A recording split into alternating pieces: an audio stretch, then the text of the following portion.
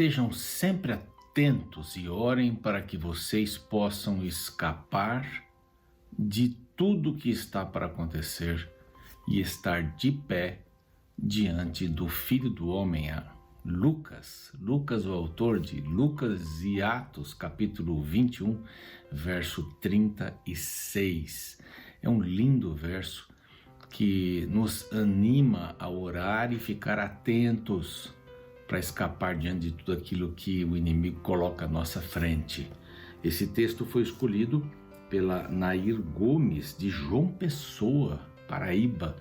Um grande abraço para você que sempre nos acompanha através do nosso canal no YouTube, Reavivados por Sua Palavra. Esse é o programa Reavivados por Sua Palavra, aqui da TV Novo Tempo, e temos um prazer muito grande em poder contar com você, escolhendo o seu verso bíblico. Escolha o seu verso bíblico para a gente ler aqui. É lógico que não dá para ler de todos, mas vale a pena. Estes versos são lindos. Um grande abraço para Gessiara Salvador, lá de Maricá, Rio de Janeiro. Diz que ela fala para todo mundo do programa Reavivados. Também um abraço para Raquel e o pastor Davi, lá do Vale do Paraíba, São Paulo. Deus abençoe vocês ricamente, um casal lindíssimo, sempre está conosco aqui, professora Raquel e Davi. Também a Aline, que nos acompanha indo para o trabalho. Diz que ela vai para o trabalho e vai ouvindo o programa Reavivados também. A Maiara, o Jones, a Eleonora, o Gregório também, o Gregory. Um abraço para vocês, família Souza. Eles estão sempre ligados com a gente. A Maiara e o Jones são pessoas de Deus. Que Deus abençoe ricamente vocês, tá bem? Bom, eu quero também mandar um abraço para você que está no NT Play. Nós temos aí um grupo muito grande também, e ali há vários conteúdos diferentes da TV. E a você que também nos acompanha todos os dias aqui na telinha, na TV Novo Tempo, às 6 da manhã e às 3 da manhã. Tem gente que escreve aqui dizendo: pastor, eu estou vendo às 3 da manhã também, e vejo no YouTube quando eu não consigo ver às 3 da manhã. Bom, parabéns a você que está estudando a palavra de Deus. É muito importante, eu tenho aqui, deixa eu ver que está aqui comigo, este manualzinho, tem colocado do lado certo, né? Estudando os ensinos de Jesus. Você pode pedir este lindo estudo bíblico de 18 fascículos, né? 18 temas, o que Jesus ensinou sobre a oração, sobre a morte, sobre a sua volta. São 18 temas lindíssimos. Basta você ligar para este número aqui que aparece, preencher ali um rápido cadastro para poder receber esse material aqui na sua casa. Incentive seus amigos também a ligarem para cá para receberem este bonito manual de estudo bíblico. No final, você respondendo umas perguntas, ele ganha um DVD. Só mandar para cá, tá bom? E graças aos Anjos da Esperança, que estão sempre conosco aqui há 15 anos, estão nos acompanhando, estão apoiando de todas as maneiras a pregação do Evangelho em português e espanhol para todo o mundo. Então, se você quiser saber mais informações sobre Anjos da Esperança, como se tornar um, basta ligar também para cá. Esse é o número aqui para você conversar e tirar todas as suas dúvidas sobre este grupo extraordinário, os Anjos da Esperança. Bom, nós estudamos o capítulo 4 no último programa, fala sobre a prisão de Pedro, de João. Impressionante como Deus está livrando sua igreja. Eles não podiam mais falar no nome de Jesus, mas nem por um segundo passava na mente destes queridos apóstolos não falar em nome de Jesus. Eles disseram, verso 20, por exemplo: pois nós não podemos deixar de falar das coisas que vimos e ouvimos. Não podemos deixar de falar. O coração está cheio do amor de Cristo, e geralmente é isso que acontece. Quando o coração está cheio, a gente fala mesmo. E para introduzir aqui o capítulo 5, a partir do verso 32 do 4, a gente tem um novo bloco, que é cuidado com a serpente. Cuidado com a serpente. Dentro da igreja havia uma comunidade muito coesa, uns apoiavam os outros, mas Satanás, ele, quando não consegue através de uma de uma pressão, de uma perseguição externa, ele vai para a perseguição interna. E é isso que vai acontecer. Uma comparação entre Barnabé, Ananias e Safira, a gente vai ver logo depois deste intervalo, que é rapidinho.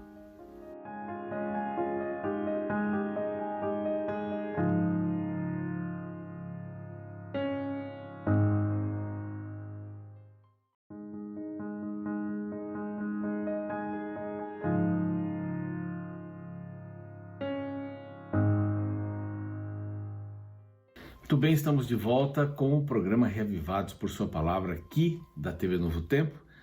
Um privilégio estudar a palavra todos os dias. Você acorda, estuda a palavra, arruma a cama, estuda a palavra e sai para ser Jesus para as pessoas. É muito importante esse exercício da fé, não é? Senão a gente fica obeso espiritual, se não exercita a fé, se a gente não sai para ser Jesus para as pessoas.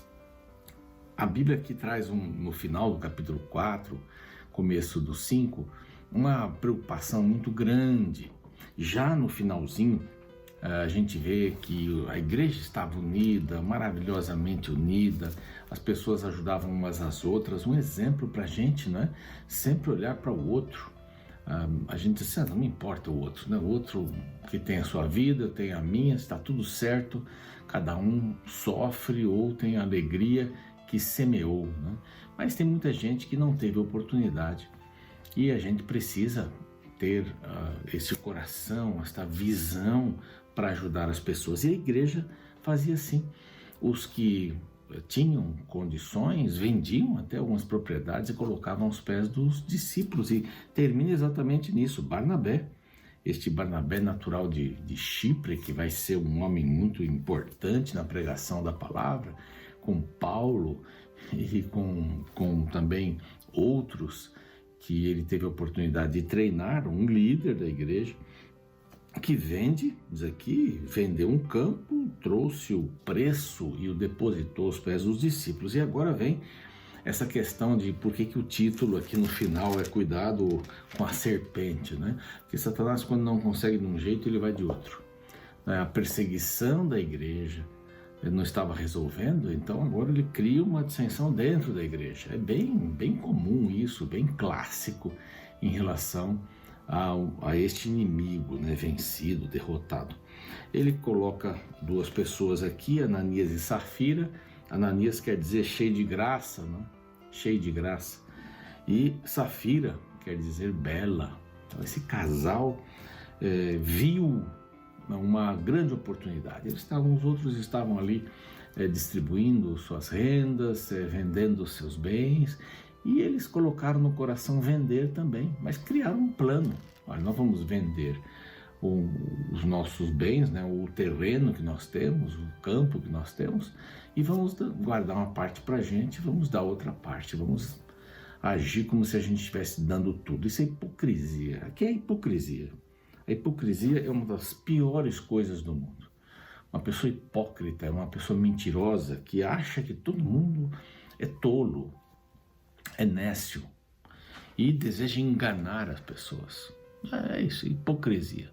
Enganar as pessoas. Esse é o trabalho do diabo, que é de enganar. O diabo é o pai da mentira, é a serpente. Então ele entrou sorrateiramente agora dentro da igreja. É o que ele faz hoje. Acaba com lares, famílias, porque ele dentro da família cria lá um problema. E na história da igreja a gente vê isso o tempo inteiro, as perseguições, depois ele se alia, ele domina a igreja e a igreja tem um período negro. A gente vai ver aí em Apocalipse, quando chegar lá, os períodos da igreja e como Satanás agia. Então, cuidado com a serpente, cuidado, porque o mal nunca descansa. Esses dias eu estava lendo e no livro o autor, o articulista lá, o autor, era um livro, não era um artigo, diz assim: por que Satanás continua tentando, criando problemas sérios? É porque ele vai ser destruído e precisa de companhia. Eu não quero fazer companhia para ele. Na destruição, não quero fazer companhia. Quero fazer companhia ao Senhor Jesus, durante toda a eternidade. Eles então retiveram o preço, diz aqui no verso 2, e depositaram aos pés dos apóstolos. E Pedro Pedro assume aqui uma posição, até o capítulo 9, por aí, 10, ele assume uma posição de pregador, de líder, o evangelho ainda pregado para os judeus, né? Essencialmente para os judeus a partir de Jerusalém. E a gente encontra depois Paulo, a partir de Antioquia, então espalhando o evangelho para os gentios. Mas aqui Pedro, verso 3, diz assim: Ananias, por que encheu Satanás o seu coração? Por que você permitiu? Por que você está mentindo para o Espírito Santo, reservando parte do valor do seu campo, do seu terreno? Você não precisava vender o terreno. Era o seu terreno. Você podia dizer: olha, estou vendendo terreno, estou dando a metade. Não, você está dizendo: estou dando tudo. Você está enganando a quem? Está enganando a quem? Nós agimos assim também, não agimos? Às vezes a gente vai, porque o hipócrita coloca uma máscara, né? O hipócrita faz aquilo que ele não está fazendo, né? Ou ele aparenta, né? Em vez de ser, ele aparenta, né? Aparenta ser uma família feliz, uma briga dentro do carro, lá quando chega na frente da igreja, coloca o sorriso plástico, entra todo mundo abraçado e tal. A gente é muito bom nessas situações de engano, de enganar, não é? Esse é o trabalho do diabo. Então, muitos pensam, mas por que Ananias morreu naquele momento? E a esposa nem sabia de nada, e Pedro conversa com ela, diz: não, realmente, nós vendemos e demos a propriedade. E por que você está mentindo também contra o Espírito Santo? Não dá para enganar a Deus. Ninguém consegue enganar a Deus. Você consegue enganar aí o seu semelhante, seu cônjuge, seus filhos, seus pais, seus patrões, seus empregados, seus amigos. Você consegue até enganar por um bom tempo, mas não dá para enganar sempre, de jeito nenhum. Por que você está tentando o Espírito? Esta era uma mostra que no começo da igreja, de que Deus estava controlando e que Deus é o juiz. Ali houve um juízo retributivo. Pedro diz: você vendeu por tanto? Vendi por tanto. Mentira. Então a igreja não pode ser baseada na mentira, e ela também caiu e morreu. Então aqui um contraste bastante grande entre Barnabé e Ananias e Safira. Eles eram um casal bem intencionados, tinham até o Espírito, né? Por que você está enganando o Espírito? É porque eles tinham o Espírito. Nós não podemos imaginar que a gente engana Deus. Não é? Quando você está sentado até lá na congregação, isso não quer dizer que os seus pensamentos não podem estar voando. Tem muita gente que não pratica, mas Jesus diz assim: basta pensar, basta decidir aqui que você já está pecando. Então a mente é importantíssima, estar na mão de Deus.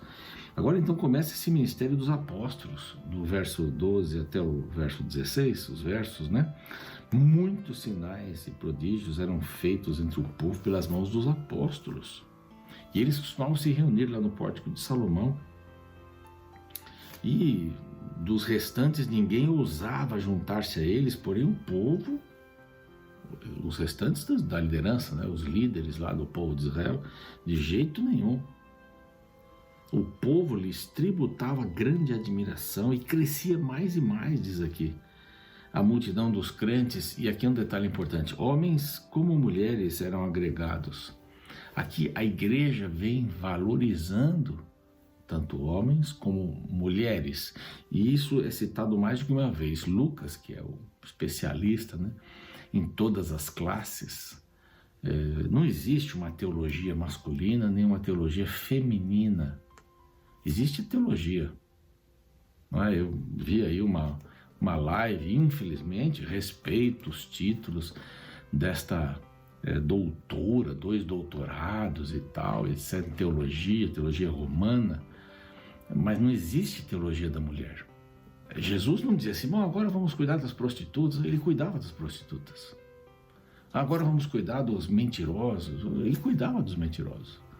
Agora vamos levantar a bandeira, e todo funcionário público que rouba da gente e vive de uma maneira assim exuberante financeiramente falando, Então agora vamos para esse. Não, ele cuidava dos cobradores de impostos, dos ladrões.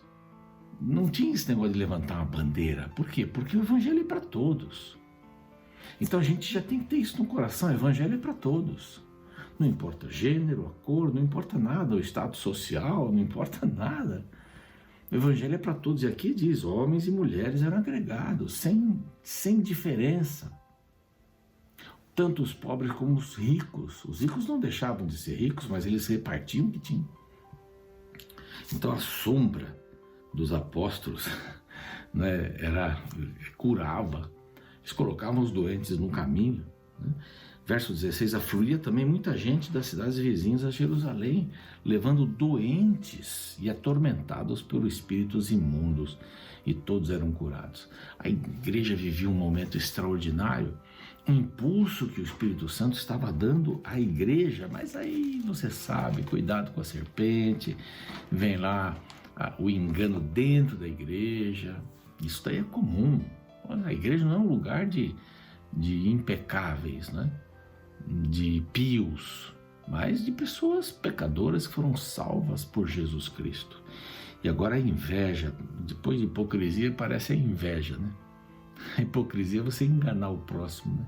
Sendo que você não é, aparentando ser o que você não é. Isso já é uma coisa ruim. Além disso, agora fora da igreja, mas dentro do âmbito daqueles que acreditavam em Deus, né? Em Deus Jeová, eram judeus. Então levantou-se, porém, verso 17, o sumo sacerdote e todos os que estavam com ele, todos os líderes, isto é, a seita dos saduceus, mas os saduceus tomaram-se de inveja. Inveja é eu querer ter o que você tem, né? Mas eu quero que você não tenha mais também. Isso é inveja. Inveja é querer ter o que o outro tem, ser o que o outro é. Então eles viram Jesus, porque esses sacerdotes estavam lá também, viram Jesus pregando, e a multidão seguia. Agora os apóstolos, o que é isso? E eles prenderam os apóstolos, verso 2, e os levaram para a prisão pública. Mas de noite o anjo do Senhor, verso 19, abriu as portas do cárcere, conduziu-os para fora e lhes disse, prega toda a palavra desta vida, que dê vida às pessoas, apresente e vão, preguem. Tendo ouvido isso, ao romper do dia, entraram no templo e ensinavam. Aí de manhã o sinédrio ia se reunir para julgar, assim como Jesus também prende de noite e julga durante o dia, porque não podiam julgar à noite, estavam presos. Então mandaram buscar os sacerdotes, vão buscar lá Pedro e João. E quando chegaram lá, estava tudo fechado. Os guardas estavam no cárcere. Os ferrolhos estavam fechados, as portas estavam trancadas, as cadeias estavam trancadas. Mas não acharam os prisioneiros. Então, eles voltaram dizendo, verso 23, achamos o cárcere fechado, com toda a segurança e as sentinelas nos seus postos, mas abrindo-as a ninguém encontramos dentro. E alguém vem com a notícia, olha os homens, verso 25, os homens que vocês prenderam no cárcere estão ensinando lá no templo para o povo está fascinado.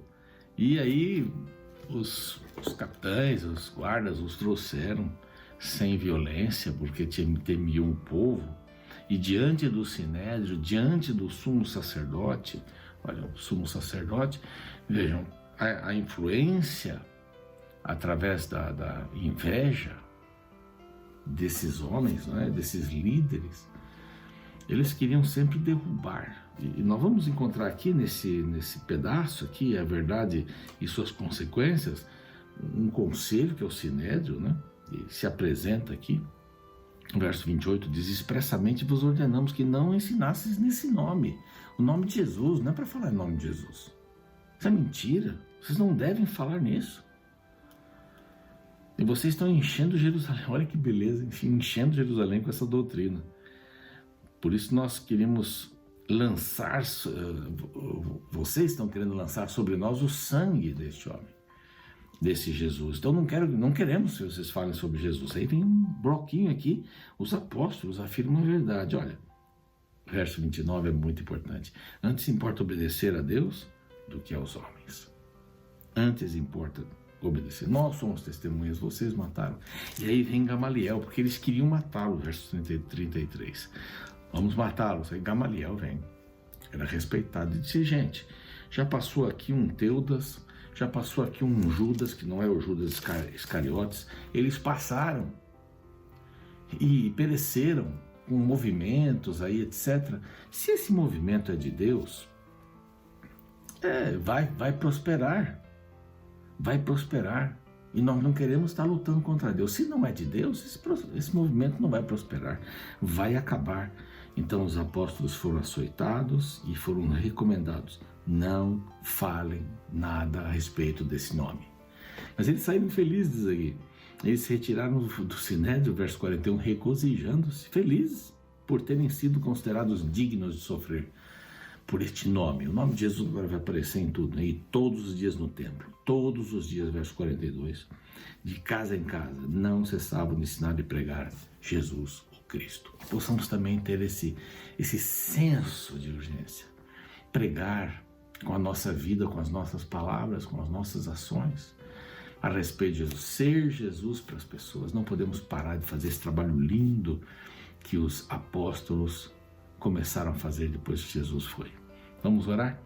Pai bondoso, ajuda-nos a sermos Jesus para as pessoas no lar, no trabalho, na escola, entre os amigos, vizinhos e até para os inimigos, Pai.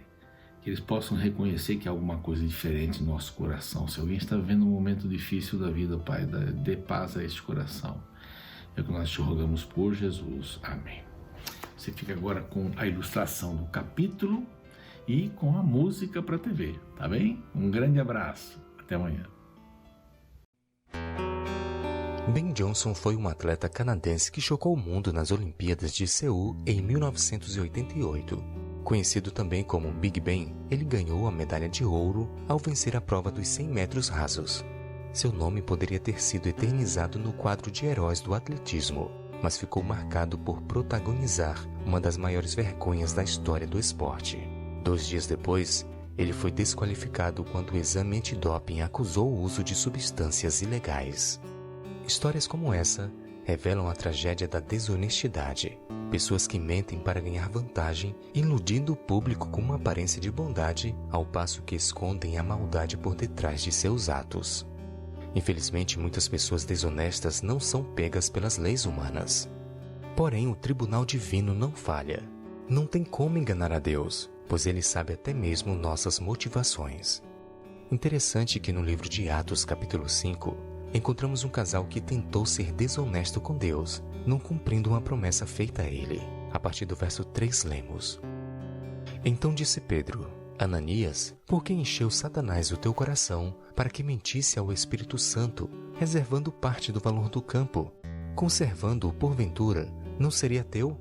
E vendido não estaria em teu poder? Como, pois, assentaste no teu coração este desígnio? Não mentistes aos homens, mas a Deus. O resto da história descreve Ananias e Safira morrendo na frente de todos como punição por sua falta de honestidade para com Deus.